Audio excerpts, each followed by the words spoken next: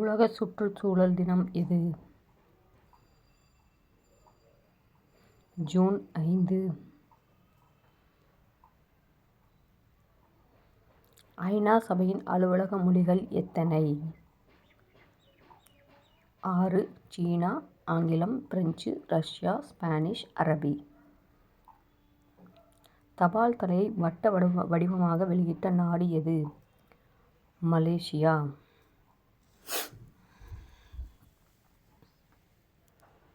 Sodium carbonate பொதுவாக எப்படி வழங்கப்படுகிறது?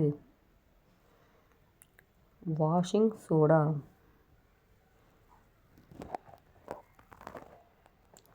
ஆயிரம் ஏரிகள் உள்ள நாடு எது? கொல்கத்தா. Thank you.